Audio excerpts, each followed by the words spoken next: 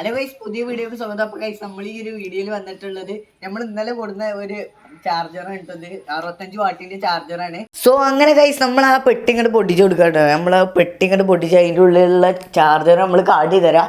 65 വാട്ടിന് ഞങ്ങൾക്ക് വേറെ കിട്ടിയിരുന്നു. അത് നമ്മൾ മാറ്റിക്കാണ്ടാണ്. ഒരു 3 മാസം മുന്നേ തിരൂരിന്ന് നമ്മൾ ഇതുപോലത്തെ ഒരു ചാർജർ വാങ്ങിയിരുന്നു. ഇതല്ല, വേറൊരു മോഡല്. ആ ചാർജർ കേടന്നുകൊണ്ട് തന്നാണ് കേട്ടോ ഈ ഒരു ചാർജർ. അതും 65 വാട്ടായിരുന്നു. പക്ഷേ ഇത് നല്ല കനും കാര്യങ്ങളൊക്കെ ഉണ്ട് കേട്ടോ.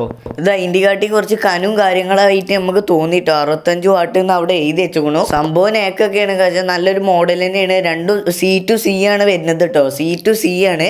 അതുകൊണ്ട് തന്നെ അത്യാവശ്യം കുഴപ്പമൊന്നും ഇല്ലാത്ത നല്ലൊരു കേബിളും കൂടി കിട്ടിയിട്ടുണ്ട് കേട്ടോ. കേബിളും അത്യാവശ്യം കുഴപ്പമില്ല. 3 മാസം വാറണ്ടി ഉള്ളത് അത് കഴിഞ്ഞിട്ടുണ്ട്. ഈ ഒരു സാധനം വാങ്ങിയപ്പോത്തിന് 3 മാസം വാറണ്ടി കഴിഞ്ഞു. 3 മാസമാണ് വാറണ്ടി. 3 മാസത്തിൽ നമുക്ക് ബാക്കി 2 ദിവസം ഉണ്ടായിരുന്നുള്ളൂ.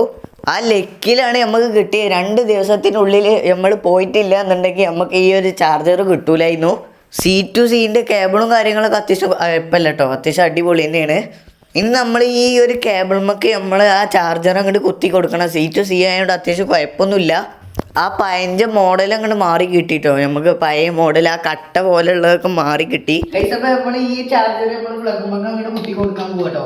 അങ്ങനെ ഓൺ ചെയ്യുക. എന്നിട്ട് നമ്മൾ ഫോണുമ്പോൾ സെറ്റ് ചെയ്യണം. അപ്പോൾ നമ്മൾ നേരെ അങ്ങോട്ട് സ്വിച്ച് അങ്ങോട്ട് ഇട്ട് കൊടുക്കട്ടോ. ഇനി നമ്മൾ ചാർജ് കയറി നമ്മൾ കാട്ടി തരാം.